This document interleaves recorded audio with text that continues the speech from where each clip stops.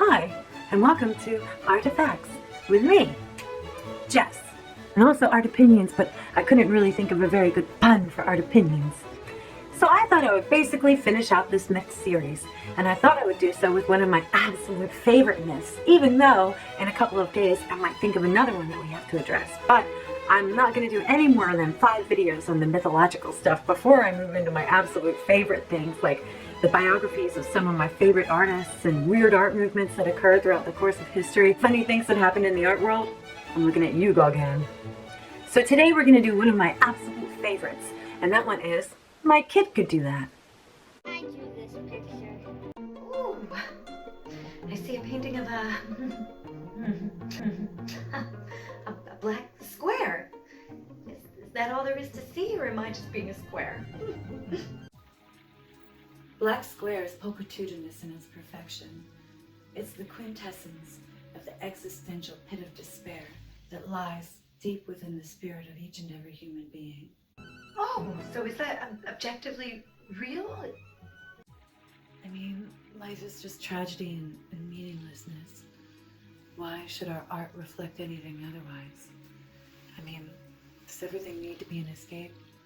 Can we sometimes just look the black square in the face and see it for what it is? Is that what it means? Is that real, or is that just your interpretation? Well, it's my real interpretation. Maybe I'm a plebeian, but it seems to me like this is something a kid can do, and not to be offensive or to offend anybody, but I don't really know why it's in a museum, because I don't think it's a display of any kind of talent or creativity. I think it's actually very much the opposite. Hey, look, it's all right. If you can't see it, you just can't see it. Art's not for everyone. Stick with those Monets and Manets, you know? Those are a little bit easier on the palate. But I want art to be for me. I want to understand it. I want to know why it is that people like this art. And more importantly, when there's so many good artists out in the world, why does it seem fitting that the wall space in a museum, which is quite limited, should be given to a black square? Don't worry, I'll explain. This painting is called Black Square, and it's actually one of 4 black squares that Kazimir Malevich created. He's considered the father of an artistic movement called Suprematism, which came about in the year 1915. Now, when you look at it, you think, how stupid is this? But it's considered to be the 0 point of art. What Malevich was doing was thinking to himself, well, if everything comes from nothing, should not I then create the nothing from which all things are created? And so that was his thinking when he created Black Square. The initial Black Square, which was first created in 1915, was actually painted over a much more colorful composition. Now, I'd like to paint a picture for you, one that's a little bit more dramatic than Black Square. It's post-industrial revolution. The year is 1915. Russia is 1 year into having entered World War I. Tsar Nicholas is still in power. Half of Russia's workforce has gone on strike, particularly the miners. Starvation is beginning to take hold. Anger, malcontent is all over the country. And so, what do you do if you're an artist and this is what you're facing? You're looking into the abyss, basically, of what World War I is about to become. How do you create that? How do you express your feeling and your sentiment in that moment? Well, nothing. Aren't you feeling some level of existential despair? And if that's the case, how do you best express that? Now, there are many artists who expressed all kinds of dark feelings throughout the course of World War I and World War II. One of my favorite artists who expresses his anger and his malcontent is an artist named Otto Dix. No, Tessie, we're doing so good. Stay on track. Otto Dix, different time, different place, different video, okay? Stay on track. But that's what's so fascinating about 20th century art. Each and every one of these artists chose to express all of the agony, despair, and confusion that was happening around them in so many different ways. So Suprematism is what came out of Russia in 1915. It focuses highly on geometric shapes. Could you tell? Is this an explosive example of unencumbered talent? Well, no, it's not. Is this an explosive example of unencumbered creativity? Nah, it's just a square. but it is an expression of despair, hopelessness, existential angst. You and I have never lived through a time like World War I or World War II.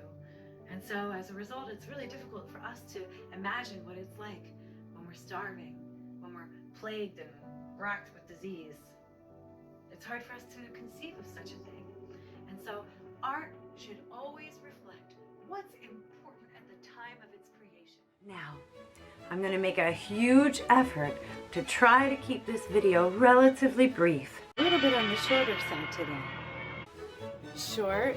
Have you guys heard her? She loves to talk. We're going to be listening to like a 25-minute video on blah, blah, blah. Who cares? Nothing.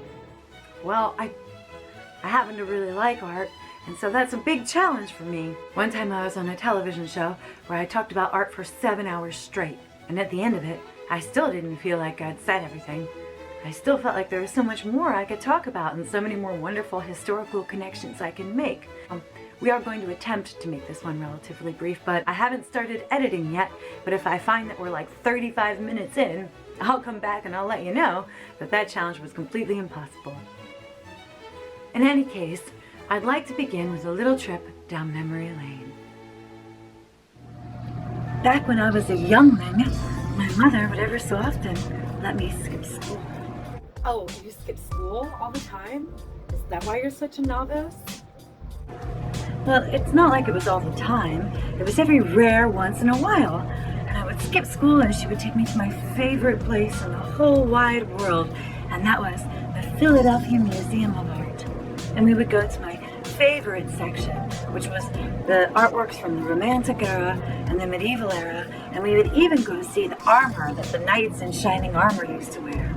And I remember when I would look at these artworks up on the wall, I would think to myself, I'm going to work really hard and I'm going to become a wonderfully talented artist also. And one day, when I finally mastered these complex and exquisite techniques, I will see my own artworks on the walls of a museum too. Dream big. Anyway, one day I said to her, Mom, let's go to the modern art section. And she said, well, okay. And so we did. We went to the modern art section. I was very displeased with what I saw. I saw at one point a circle of rocks with a rock in the center, and I will never forget how much it infuriated me. A circle of rocks with a rock in the center? Why is that art? That's preposterous. Anyone can do that. In fact, not only can anyone do that, I'm sure that lots and lots of kids have done that. Kids can do that. Kids can paint those things.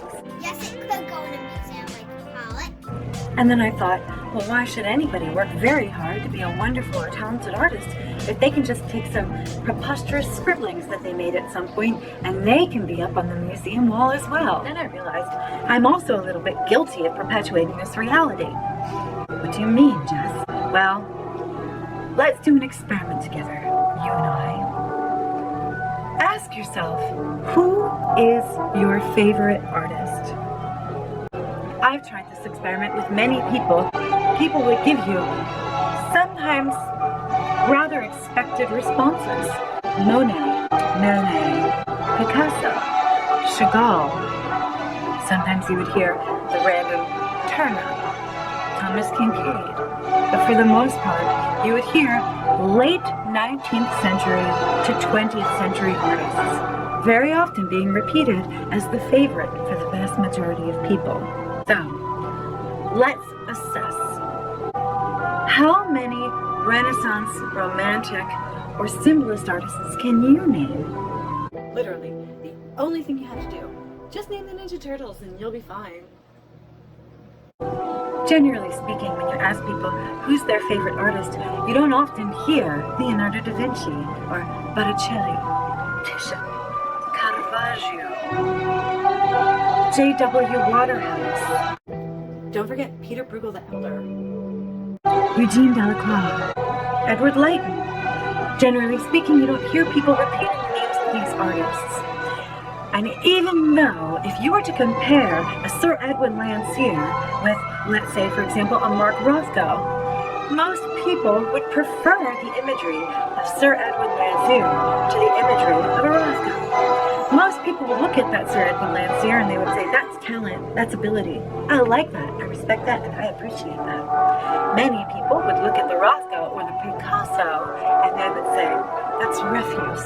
The kid could do that. Why on earth is this a famous artist? The answer is as follows. If you're trying to perfect a technique which already exists, then basically what you're doing is exalting the technique. You're exalting the technique, and you are not exalting yourself. You're merely adding your name to a long list of people who have already done the exact same thing that you've done. I guess that means like Renaissance artists were derivative because they were just copying each other. Oh, gross. If you are creating something brand new, you are adding your name to a brand new list. In fact, you're inventing the list itself. Think of mathematics. Think of architecture. Whenever you see somebody coming along and doing something brand new that's never been done before, that is the person who we generally consider to be the vanguard in their field. And that is the person who posterity has a tendency to remember. Frank Lloyd Wright, Albert Einstein, Picasso, Ford, Socrates. Many of us have heard of the Socratic method, haven't we? And you know, that guy killed himself. Rather than going to exile, he killed himself because he believed in his innovations so very much. When we consider the art world, the artist who has defined their very own visual vocabulary is the artist that posterity looks to and remembers as the vanguard of the art world. So, even though we may prefer the beautiful imagery of a symbolist or of a Renaissance artist to the blotchy squares of a Rothko or the splatter paintings of a Pollock, the reality is these are artists who changed our understanding of an entire field with their brand new innovations. A lot of us go to art museums and we assume that what we see there is supposed to be the best of the best in the art world, but it's not actually the case.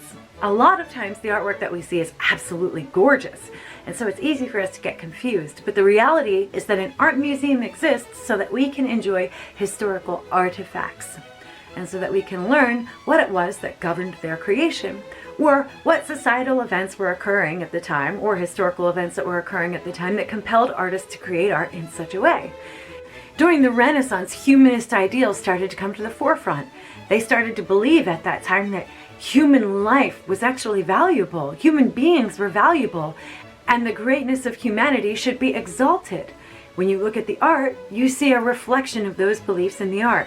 But then, of course, when you look at late 19th century through 20th century art, it's the rise of industry. Industrial revolution occurs, machines are starting to take over. You know, then these great huge wars are occurring. It's the Spanish influenza, the Great Depression occurring in 1929, the Great Stock Market crash, I should say, of 1929, which triggered the Great Depression of the 1930s, World War I, World War II, the rise of fascism in Europe, deaths on a massive scale occurring worldwide. Doesn't it make sense that you would take a look at the artworks from that period and you would see that they're minimalist, reflecting hopelessness, reflecting a very strong emphasis on geometrical shapes? Instead of humanity being exalted in art, it's geometry, it's abstraction. It's the sort of art that you would see reflected in a world that values the machine over the man. God is dead. Art myth number 3. A kid could do that. Yeah, probably. Probably kid could do that. Probably all the kids could do that. Probably the kids not even could do that, but very most likely the kids have done that. And so again, you ask yourself, why aren't they in museums? Well, because museums are for artifacts. And art is often an artifact. So that concludes our little chat for the day. Obviously, I'd like to clarify the fact that this is not Black Square by Kazimir Malevich, really. This is just a painting I made real quick before I started recording this video. It's not even black. Payne's gray. Payne's gray. Payne's gray. I'm selling Payne's Gray Square by Waters. Order now while the quarantine still lasts.